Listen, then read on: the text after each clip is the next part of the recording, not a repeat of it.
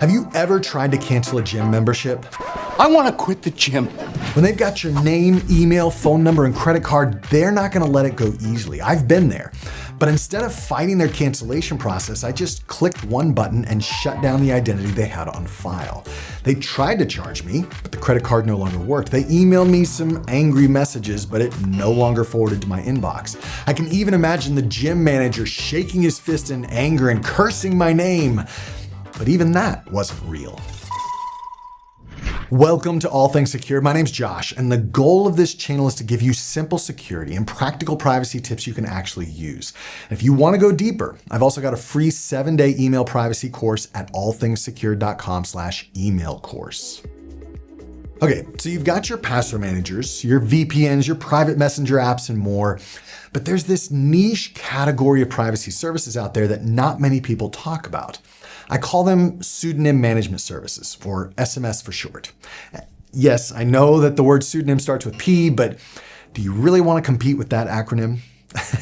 Anyway, today I want to explore this world of pseudonym services, what it is, which services do it best, and whether it's even worth your time. And you should probably stick around to the end because my answer to that last question may surprise you. Every time you sign up for something online, you're giving away the same pieces of personal data: your name, your email address, your phone number, your credit card, sometimes even your home address.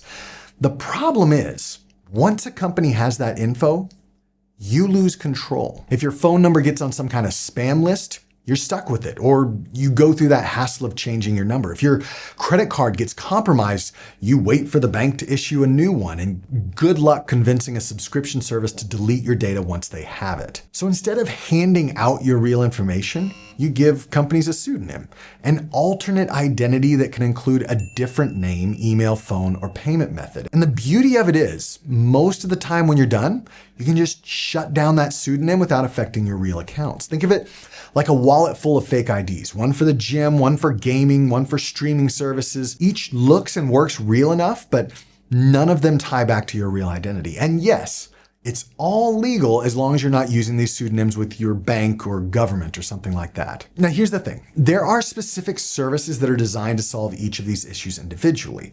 There are things like privacy.com to create virtual credit cards, Hushed for that second phone number, or Simple Login, or even Apple's Hide My Email for email aliases. And generally speaking, I tend to promote a separation of services. I don't want Apple or some all-in-one privacy app to handle all of my data.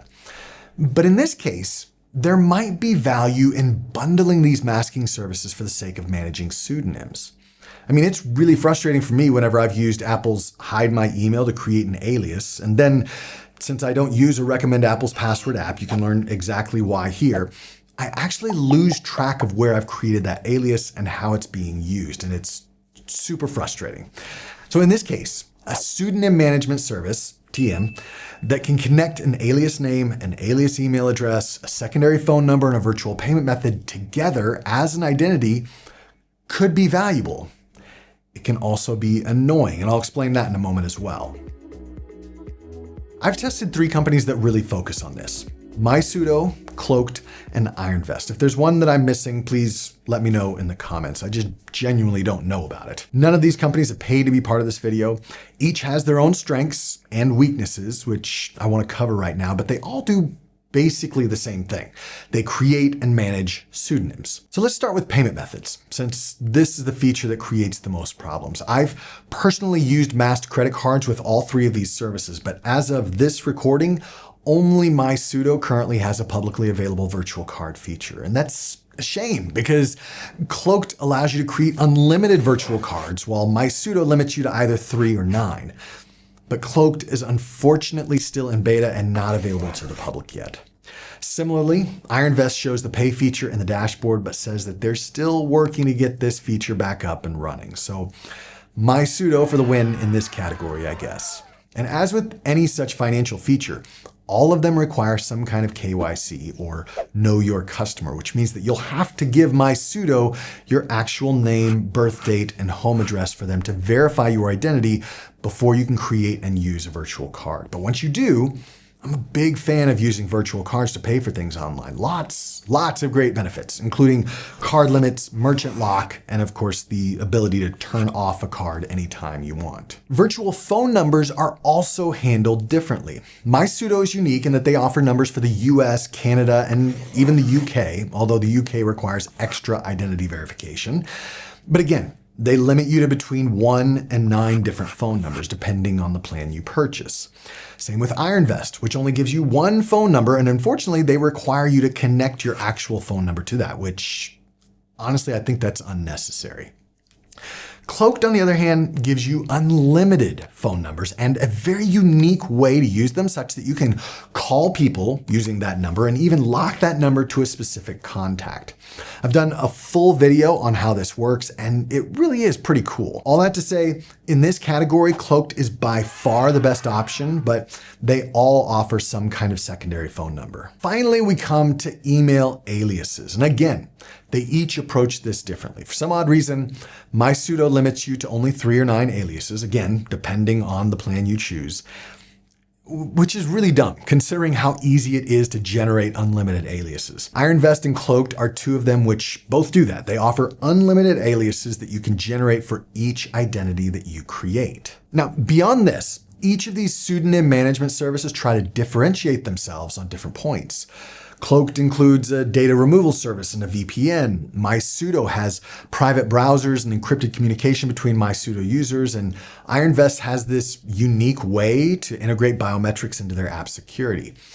These features are great and all, but I believe that these extra bells and whistles are just a way to distract us from the most important question we're now going to answer. Is a pseudonym management service even necessary?